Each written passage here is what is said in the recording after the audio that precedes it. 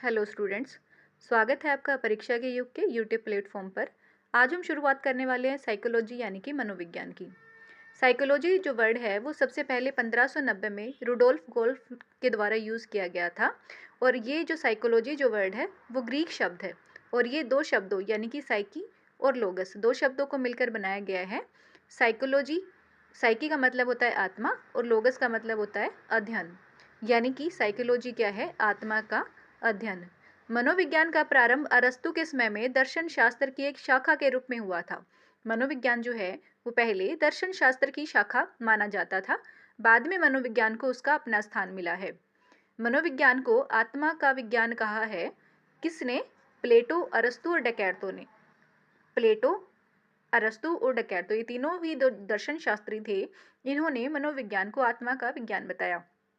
ये परिभाषा इन्होंने दी थी 16वीं शताब्दी में। 16वीं शताब्दी में मनोविज्ञान आत्मा का विज्ञान के नाम से प्रसिद्ध था।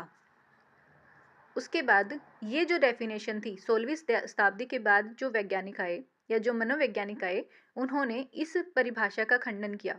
किस बेस पर?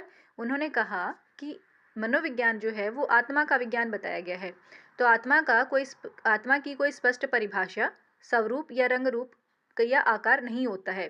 तो इसलिए हम मनोविज्ञान को आत्मा का विज्ञान नहीं मान सकते क्योंकि आत्मा की कोई भी डेफिनेशन नहीं है। मनोविज्ञान मन या मस्तिष्क का विज्ञान है, ना कि आत्मा का विज्ञान। और ये जो बात कही थी मन या आत्मा का मनोविज्ञान जो है वो मन या मस्तिष्क का विज्ञान है, ये बात कही थी पैम्पुलोजी, कॉट, ह्यूम, थॉमस रीड ने। उन्होंने ये बात कही थी 17वीं शताब्दी में। 17वीं शताब्दी में मनोविज्ञान को मन या मस्तिष्क का विज्ञान माना गया है। कुछ एक समय तक मनोवैज्ञानिक इसी बात के साथ चलते रहे कि मनोविज्ञान क्या है? मन या मस्तिष्क का विज्ञान है।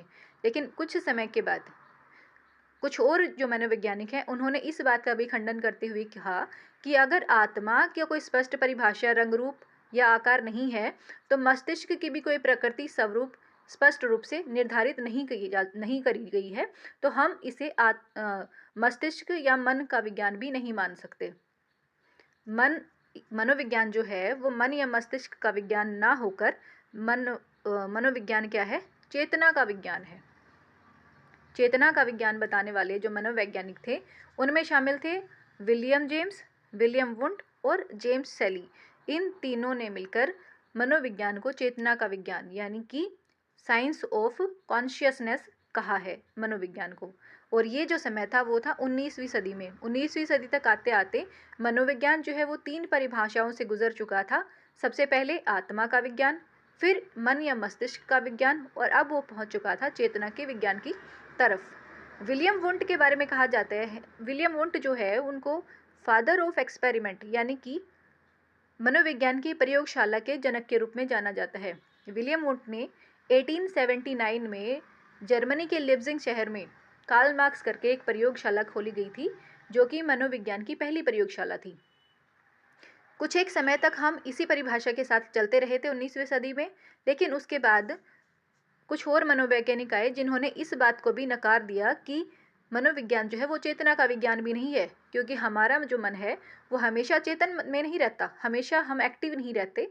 कभी हम अर्ध चेतन मन में भी चले जाते हैं और कई चीज़ें जो होती हैं वो अचेतन मन में भी चली जाती हैं। इसलिए मनोविज्ञान जो है वो हमारी व्यवहार व अनुभूति का विज्ञान है। वो हमारे व्यवहार पर निर्भर करता है, हमारी अनुभूति पर निर्भर करता है।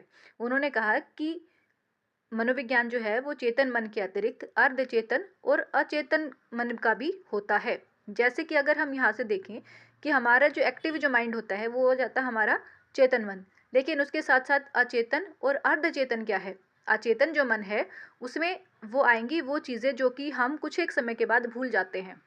और सडनली अगर कोई घटना हमारे साथ एज इट इज़ पहले जैसी ही, जैसे कोई घटना हमारे साथ काफ़ी समय पहले हुई है और अब सडनली हमारे साथ ऐसी ही कोई घटना दोबारा से घटित होती है, तो हमें वो पीछे वाली घटना एकदम से याद आ जाती है जो हमारे अचेतन मन में कहीं गुम गई थी।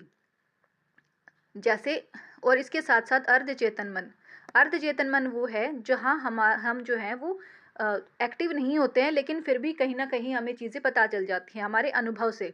जैसे कि अगर हम सोए हुए हैं और फिर भी अगर कोई दरवाज़ा खटखटाता है तो हमें उसका अनुभव हो जाता है कि कोई दरवाज़ा खटखटा रहा है। या फिर अगर हम फ़ोन हमारा रिंग कर रहा है तो हमें नींद में भी फ़ोन के बजने की आवाज़ सुनाई दे जाती है कि फ़ोन जो है वो बज रहा है। तो ये जो है उन्होंने डेफ़िनेशंस दी थी कि मनोविज्ञान जो है वो चेतना का विज्ञान है। चेतना का विज्ञान नहीं है, उसके साथ-साथ हमारे अर्धचेतन और अचेतन मन भी होते हैं। तो मनोविज्ञान क्या है? व्यवहार और अनुभूति का विज्ञान है। और ये जो डेफ़िनेशन है वो सभी के द्वारा स्वीकार करी गई थी।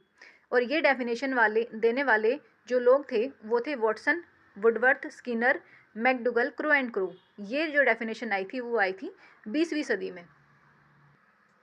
यहाँ से फिर हमारे जो मनोविज्ञान है उसकी जो गतिविधियाँ हैं वो शुरू हो गई थी, उसके जो डिपार्टमेंट्स थे वो शुरू हुए थे। मतलब यहाँ पर आकर मनोविज्ञान की जो डेफिनेशंस की जो फेरबदल चल रहा था वो यहाँ पर आकर समाप्त हो गया था, क्योंकि सभी ने मनोविज्ञान को व्यवहार व अनुभूति का विज्ञान स्वीकार कर लिया था कि मनोविज्ञान जो है वो व्यवहार और अनुभूति का विज्ञान है, इसकी और कोई डेफिनेशन नहीं हो सकती। इसके बाद मनोविज्ञान को शाखाओं में बांटा गया, जैसे कि व्यवहार और अनुभूति का विज्ञान कहने वाले जो मनोवैज्ञानिक थे वॉटसन, वुडवर्थ और स्किनर, इन्होंने इनको व्यवहार का विज्ञान बताया है। तो इन सबको किस नाम से पुकारा जाने लगा? व्यवहारवादी। और ये जो डेफिनेशन थी वो आई थी 20वीं सदी में। इसके बाद साइकोलॉजी को व्यवहार अलग अलग डिपार्टमेंट्स में डिवाइड कर दिया। डिपार्टमेंट्स मतलब जैसे कि डॉक्टर्स होते हैं, हार्ट सर्जन है, बोन सर्जन है, बोन स्पेशलिस्ट है, हार्ट स्पेशलिस्ट है। इसी तरीके से मनोविज्ञान को भी अलग अलग डिपार्टमेंट से में डिवाइड किया गया था, जैसे व्यवहारवाद, संरचनावाद, प्रकार्यवाद। और इन सब ने अलग अलग तरीके से व्यवहार और अनुभूति, मतलब हमारा जो अनुभव है उनके ऊपर रिसर्च करनी शुरू कर दी थी। आज की क्लास में हम सिर्फ इतना ही पढ़ेंगे, इनके बारे में हम डिस्कस करेंगे अगली क्लास में। तब तक के लिए धन्यवाद।